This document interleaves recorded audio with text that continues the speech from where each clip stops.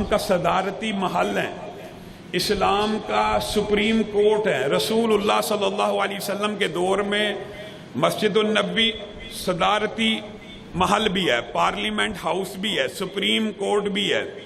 تو گویا مساجد اسلام کے اندر ایک کمیونٹی سینٹر ہی کا رتبہ نہیں رکھتی، بلکہ پوری کی پوری ریاست کا انحصار، اصل میں اسلامی ریاست کا انحصار مسجد پہ ہوتا ہے۔ مسجد ہی نکاح کی جگہ ہے، مسجد ہی جنازے کی جگہ ہے، مسجد ہی فیصلوں کی پرے پنچایت کی جگہ ہے، مسجد ہی سے قافلے روانہ ہوتے ہیں، مسجد ہی میں فیصلے ہوتے ہیں۔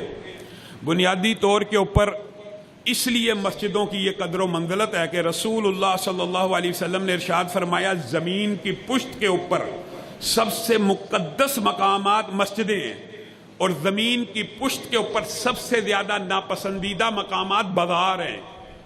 بازار ناپسندیدہ کیوں ہیں؟ وہ اس لیے کہ وہاں پہ مادیت پرستی ہے، وہاں پہ جھوٹ ہے، وہاں پہ ناپ تول میں کمی ہے، وہاں پہ حرام خوری ہے، وہاں پہ سود ہے۔ گویا انسان سب سے زیادہ گناہوں میں مبتلا بازار کی مادیت کو دیکھ کے ہوتا ہے۔ آپ کسی بڑے یہاں آپ کے علاقوں میں بنے ہوئے ہیں، mall of Lahore, hyper star, اس طرح کے مختلف کسی شاپنگ ہال میں آپ چلے جائیں، آپ یقین مانیے آپ کچھ دیر کے لیے اس مادیت پرستی میں گم ہو جائیں گے، اور آپ کے دل میں بھی وہ جذبات اور خیالات ابھریں گے کہ مجھے بھی یہ چیز ملنی چاہیے، مجھے بھی یہ چیز ملنی چاہیے۔ اس لیے بازار بدترین جگہ ہیں جو انسان کو اللہ کی یاد سے غافل کرتے ہیں، اور مسجدیں بہترین اس لیے ہیں کہ مسجد میں کوئی بندہ راہ چلتا بھی آ گیا ہے تو اللہ کی یاد میں مبتلا ہونے کا سب سے زیادہ موقع اسی کو میسر آئے گا۔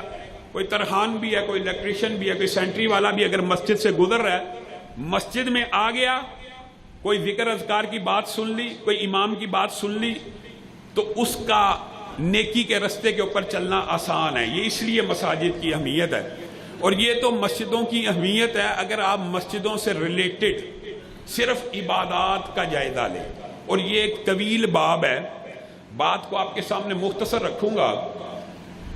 مسجد کے اندر سب سے بڑی عبادت کون سی ہے؟ نماز با جماعت۔ مسجدیں اس لیے بنتی ہیں کہ مردوں کی نمازیں گھروں میں ادا نہیں ہوتی، مردوں کے اوپر نماز مسجد میں فرض ہے، اس لیے مسجد بنائی جاتی ہے۔ اور یہ جو اکیلی باجماعت نماز ہے، اس کا دباچہ کیا ہے؟ وضو۔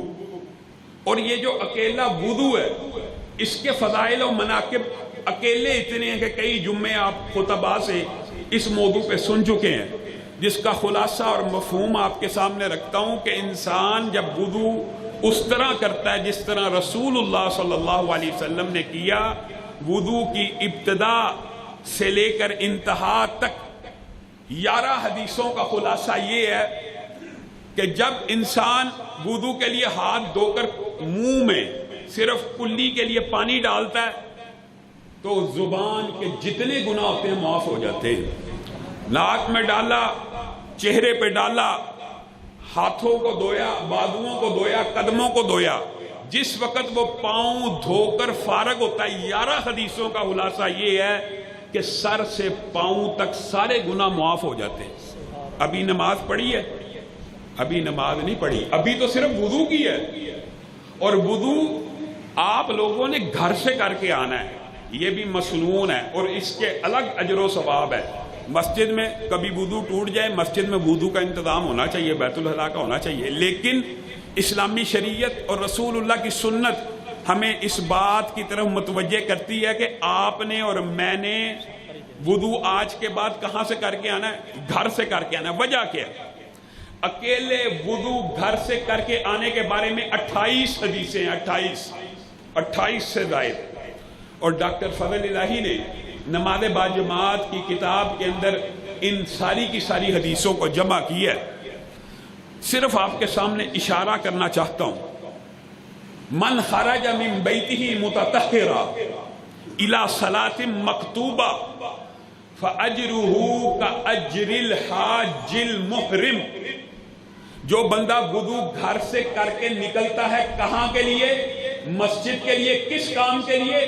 نماز باجماعت کو ادا کرنے کے لیے۔ نیت یہ ہو کہ نماز باجماعت، ظہر کا ٹائم آ گیا، وضو کر کے نماز باجماعت کے لیے گھر سے نکل رہا ہوں، عصر کے لیے گھر سے وضو کر کے نکل رہا ہوں، فَأَجْرُهُ كَأَجْرِ الْحَاجِّ الْمُحْرِمِ، اس کا اجر ایسے ہے، کس کا؟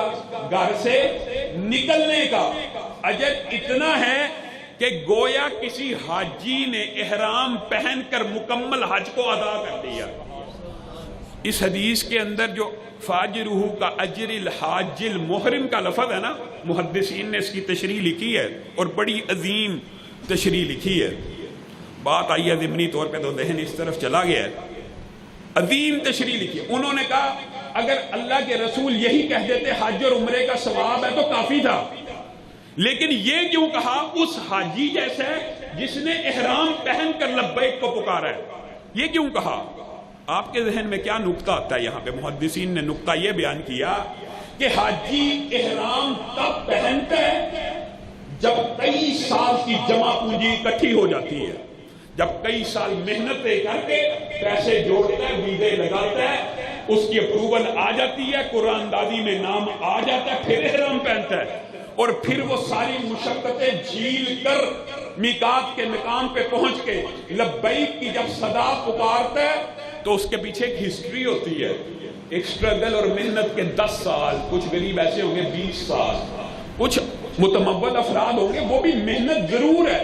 گویا اس حاجی نے جو محنت لاکھوں روپے لگا کر کی، پیسہ جوڑا، آپ کے لیے اللہ کی قسم خوشخبری ہے، رسول اللہ کی اس حدیث میں آپ وہ پورے کا پورا اجر ایک نماز با جماعت کے لیے گھر سے نکلیں گے تو مل جائے گا۔ ایک دن میں 5 حج، ایک ہفتے میں 35، 4 ہفتوں میں 150۔ آپ بتائیے، ہم دعا کرتے ہیں اللہ تعالیٰ واقعی یہ فریضہ بھی ہے، اللہ ہم سب کو حج کی سعادت نصیب کرے، لیکن اللہ نے آپ کے لیے 5 حج دن میں ثواب رکھے ہیں، آپ نے اور میں نے اس کی طرف غور نہیں کرنا جو ثواب اللہ نے سنت کے مطابق رکھے۔ اب دوسری بات کے اوپر محدثین نے یہاں جو باب باندھا، سبحان اللہ، وہ بھی بڑا خوبصورت ہے۔